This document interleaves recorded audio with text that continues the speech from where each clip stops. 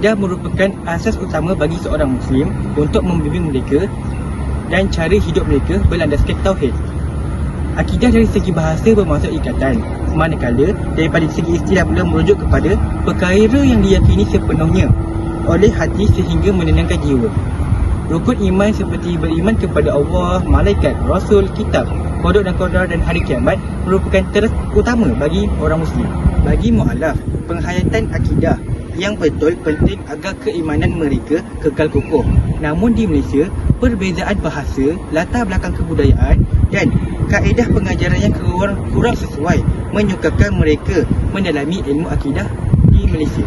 Kajian ini menggunakan kaedah kualitatif melalui rujukan perpustakaan, Google Form dan temu bual melalui WhatsApp untuk menilai tahap pemahaman mu'alaf terhadap rukun iman dan tauhid.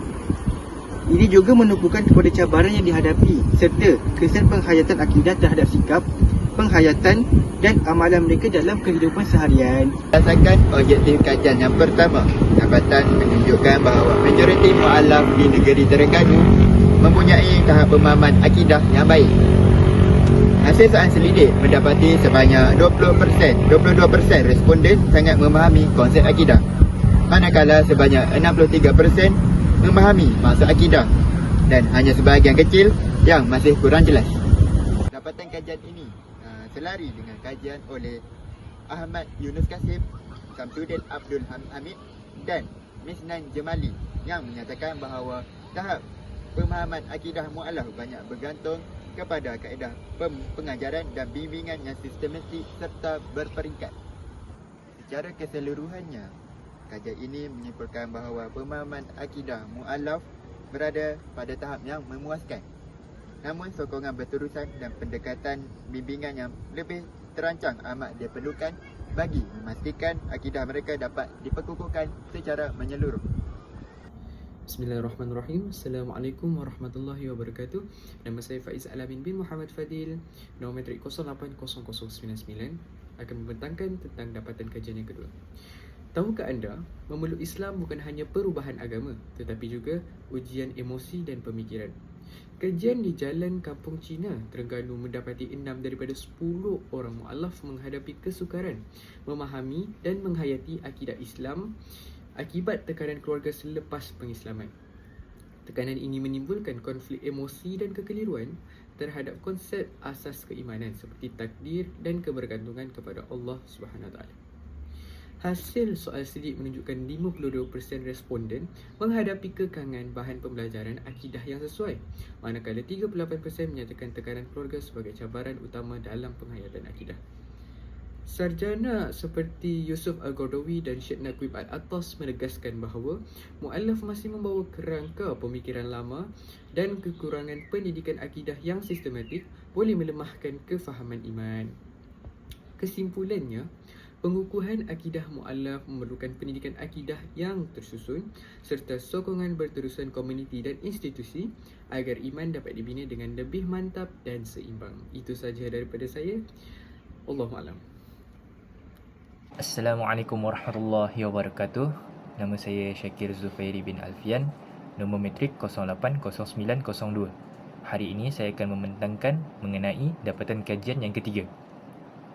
Untuk mengetahui dan mengenal pasti amalan harian mu'alaf, 5 orang responden telah ditemu bual.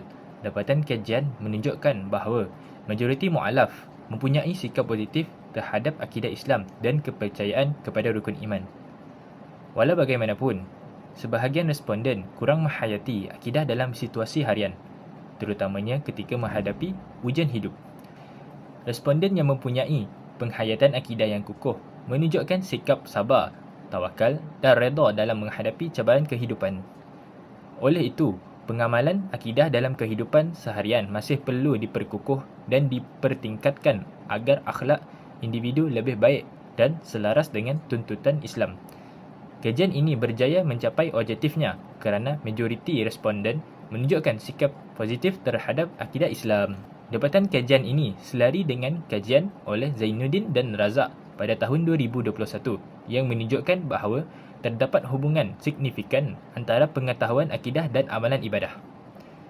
Kefahaman akidah yang tinggi menyokong pengamalan solat, membaca Al-Quran serta berpakaian menutup aurat yang menggambarkan penghayatan akidah dalam kehidupan harian.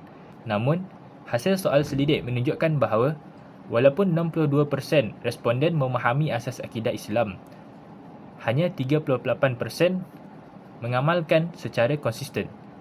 Selain itu, 55% responden mengakui bahawa mereka mudah berasa gelisah dan kurang sabar ketika menghadapi ujian walaupun mengetahui konsep qada dan qadar. Secara keseluruhan, kajian ini berjaya mengenal pasti tahap sikap dan amalan akidah responden serta menunjukkan bahawa penghayatan akidah yang baik memberi kesan positif kepada kesabaran, tawakal dan redha dalam kehidupan seharian. Assalamualaikum warahmatullahi wabarakatuh.